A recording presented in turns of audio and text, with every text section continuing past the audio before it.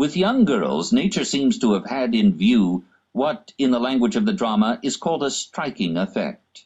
As for a few years she dowers them with a wealth of beauty and is lavish in her gift of charm, at the expense of all the rest of their lives, so that during those years they may capture the fancy of some man to such a degree that he is hurried away into undertaking the honorable care of them as long as they live, a step for which there would not seem to be any sufficient warrant if only reason directed man's thoughts.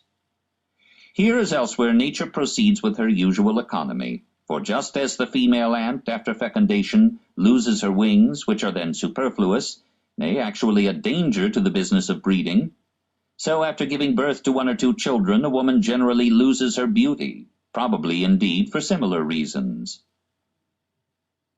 Young men ought to reflect that if the object which inspires them today to write madrigals and sonnets had been born 18 years earlier, it would scarcely have won a glance from them.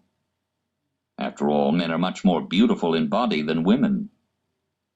It is only a man whose intellect is clouded by his sexual impulse that could give the name of the fair sex to that undersized, narrow-shouldered, broad-hipped, and short-legged race, for the whole beauty of the sex is bound up with this impulse.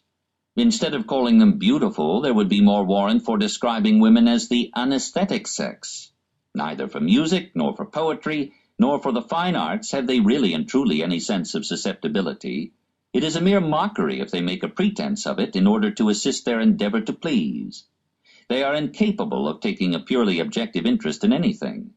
The most distinguished intellects among the whole sex have never managed to produce a single achievement in the fine arts that is really genuine and original, or given to the world any work of permanent value in any sphere. This veneration of women is a product of Christianity and of German sentimentality, and it is in turn a cause of that romantic movement which exalts feeling, instinct, and will above the intellect. The Asiatics knew better, and frankly recognized the inferiority of woman. When the laws gave women equal rights with men, they ought also to have endowed them with masculine intellects. Asia again shows a finer honesty than ours in its marriage institutions.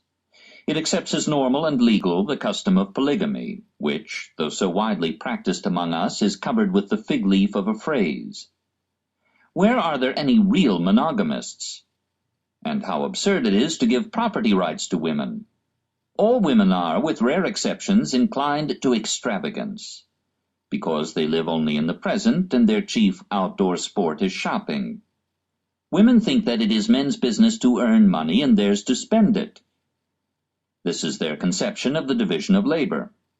I am therefore of opinion that women should never be allowed altogether to manage their own concerns, but should always stand under actual male supervision, be it of father, of husband, of son, or of the state, as is the case in Hindustan, and that consequently they should never be given full power to dispose of any property they have not themselves acquired. It was probably the luxury and extravagance of the women of Louis XIII's court that brought on the general corruption of government which culminated in the French Revolution. The less we have to do with women, then, the better. They are not even a necessary evil. Life is safer and smoother without them.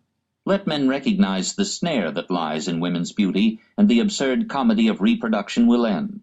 The development of intelligence will weaken or frustrate the will to reproduce, and will thereby at last achieve the extinction of the race.